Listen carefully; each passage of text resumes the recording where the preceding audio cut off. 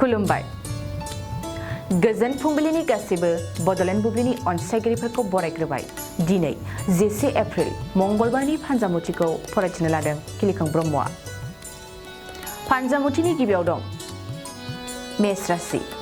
न'खराव रांनि आंखाल नुजाथिगोन, गुबुनाव रां दाहार जागोन। न'खरनि बायदिसिना आंखालखौ लानानै हारसिङै दुखु जागोन। वृष राशि। दिनै नोंथाङा थांलाय फैलायजों सानखौ बारहोगोन। बेसेन गोसा समा ओरैनो थांगारगोन। समनि फेलेंथियाव हांमा सुरनांगोन। मिथुन राशि। देहानि थाखाय मोजां। देहायाव जानाय बेमार आजारफ्रा उदां जागोन। गोग्गो देहाखौ लानानै गोसोआव खुसि जागोन। कर्कट राशि। मोजांनि फारसे साननाय फैनाय नङा। हरखाब इनाय खामानि मावनो सानगोन। उसाव बादाव गोसोआ खामानियाव अरजाबनाय नङा। सिंह राशि। दिनै नोंथांनि थाखाय दुखुनि सम जागोन। हरखाब न'खराव गोजोन खुसिया खोमसि साग्लोबगोन। सांग्रां थानाया नोंनि मोजां। कन्या राशि। न'खराव बिब' बिनानावनि अनलायनाया गोख्रोंसिन जागोन। बिनानावनि सुखुआ हाजासे रंजानाय लागोन। साननायफ्रा मोजांसिन।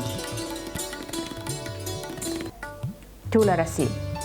गोसोआव गाज्रि साननाय हनाया जायगा लागोन। मालायनि मुवा बेसादखौ मेगन सागोन। गुबुननि गोजौआव थानो सानगोन। वृश्चिक राशि। समाजनि फारसे गोथार खामानि मावगोन।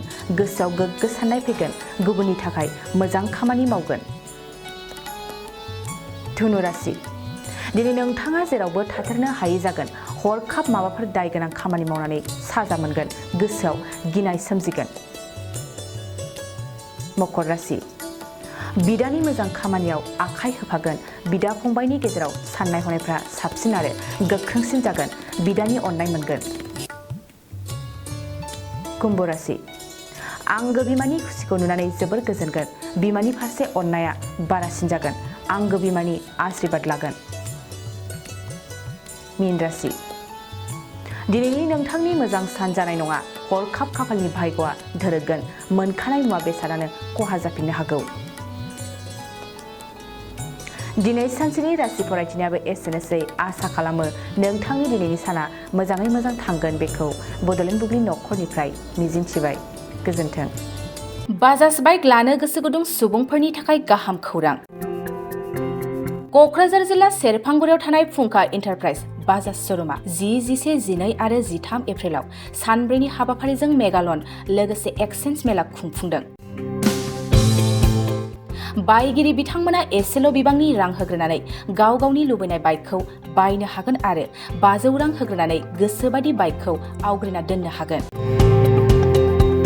बे सानब्रैनि गेजेराव नोंथांमोना सेरफांगुरियाव थानाय फुंखा इन्टारप्राइज बाजाज श'रुमाव खुंफुंजानाय मेगालन काम एक्सचेन्ज मेलायाव फैनानै नोंथांनि लुबैनाय बाजाजनि बाइकखौ लांफैनो हागोन। फुंखा इन्टारप्राइज बाजाज श'रुमा मोजां अफार लाबोदों।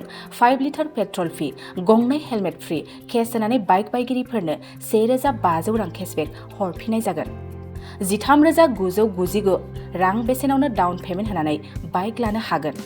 आबुङै मिथिबावनो थाखाय 8134892033 आरो 6003817191 जानबुं नाम्बाराव खौरां लाहरनो हागोन।